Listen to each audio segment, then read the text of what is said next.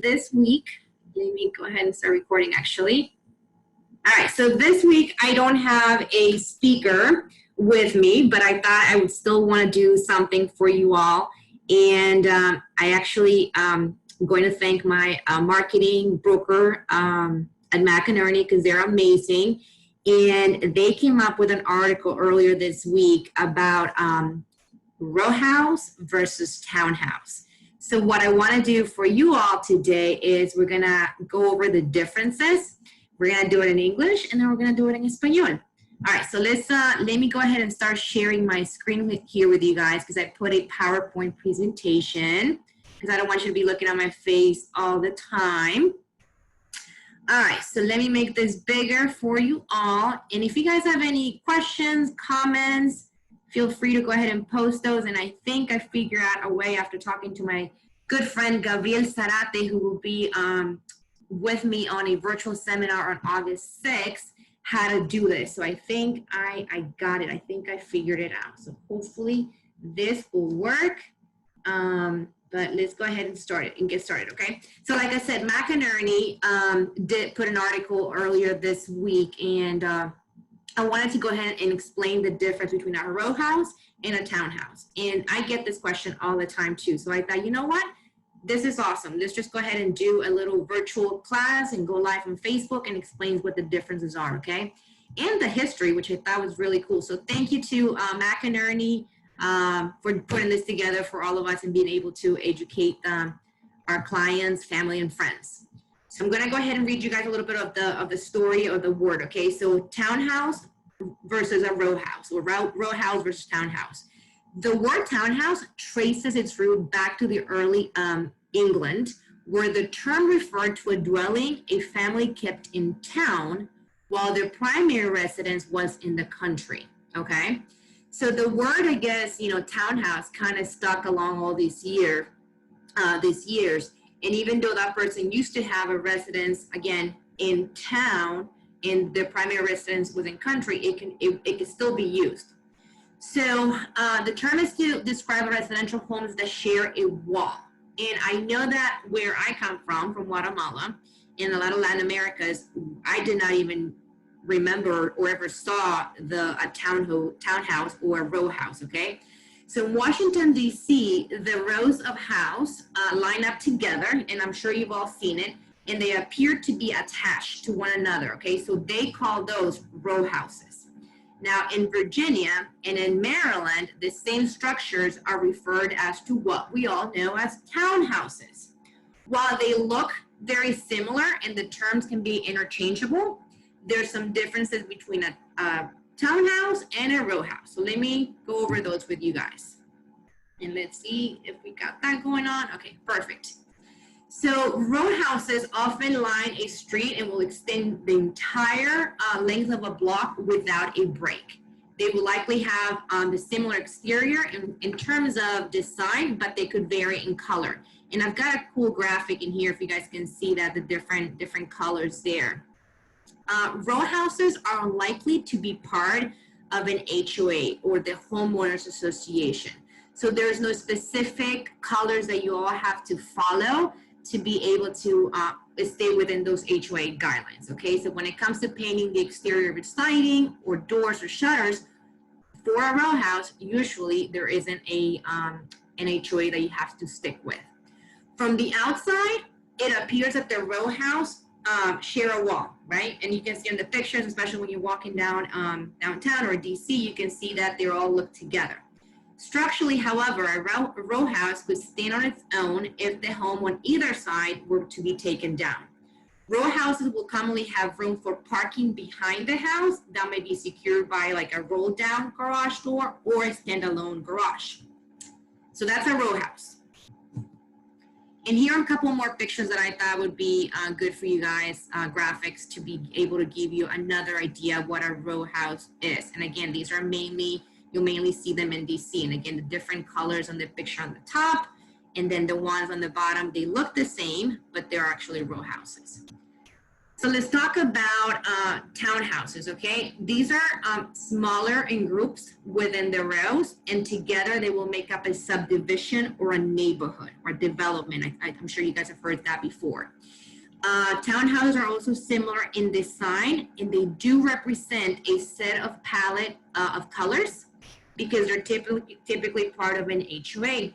Additionally, the walls between the townhouses are truly shared, okay? So there is a wall that you share with your neighbor.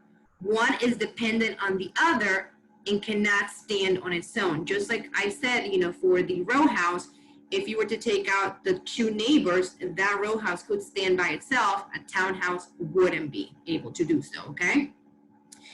Finally, townhouses might have 1 or 2 car garage, as the structure of the neighborhood could offer parking in front or near the home. So this is a very common picture of a neighborhood here in Northern Virginia. And I wanted to share with you guys a couple of pictures of 2 townhouses that I've actually sold, and one is currently listed for sale in Centerville. So the one up higher is the one in Centerville, and the one below is a townhome in Springfield that sold earlier this year. So if you guys need any additional information on the differences between a row house and a townhouse, feel free to reach out. I hope that was helpful. So I'm gonna go ahead and now turn it over to Español. All right. Vamos a hablar de lo que es un row house y un townhouse. So va a ser en Spanglish, porque no estoy segura que exista el término de row house y townhouse en español. Especialmente en nuestros países donde venimos, por lo menos yo en Guatemala, no crecí viendo propiedades así. Usualmente solamente son las casas solitas, ¿no? Y cuando la busco en el diccionario, me dice un row house es una casa en fila o una fila de casas, y un townhouse es una casa adosada. So, si mi profesor de español me está escuchando, ojalá que me diga, Dinora, lo dijiste mal o está mal, y que me corrija. Pero aquí vamos a explicar un poquito. So, ¿cuál es la diferencia? Cuando está comprando o queriendo comprar y escucha el término row house y townhouse, ¿cuál es la diferencia? So, la palabra townhouse se remonta a principios de Inglaterra, donde el término se refería a una vivienda que una familia mantenía en la ciudad, mientras su residencia principal estaba en el país. La palabra se quedó y hoy el término se usa para describir hogares residenciales que comparten una pared con la casa vecina. En Washington, D.C., las filas de casas alineadas juntas que parecen unidas entre sí se llaman casa de filas, o en inglés row house, ¿ok? En Virginia y Maryland, las mismas estructuras se conocen como casas adosadas o townhouses. Si bien los estilos pueden parecer similares y los términos se pueden usar indistintivamente, en realidad hay diferencias entre una casa de fila y una casa adosada. So, un row house y un townhouse. Les explico. Acá vamos a mover mi foto un poquito por acá arriba para que puedan ver esta fotografía acá. So, un row house o una fila de casas a menudo se alinean en una calle y se extenderán a lo largo de una manzana sin interrupción.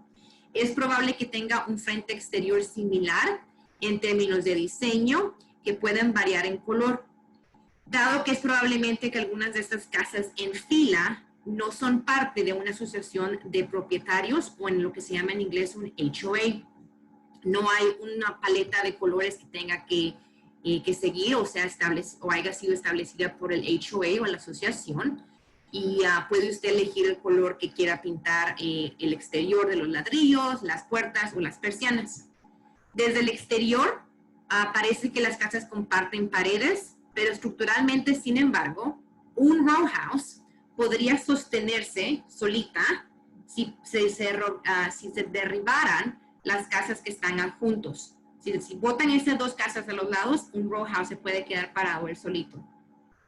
Las casas en hilera comúnmente tendrán espacio para estacionar los autos detrás de la casa, que podría estar asegurado por una puerta de garaje, de esas que se bajan y se suben, o un garaje independiente.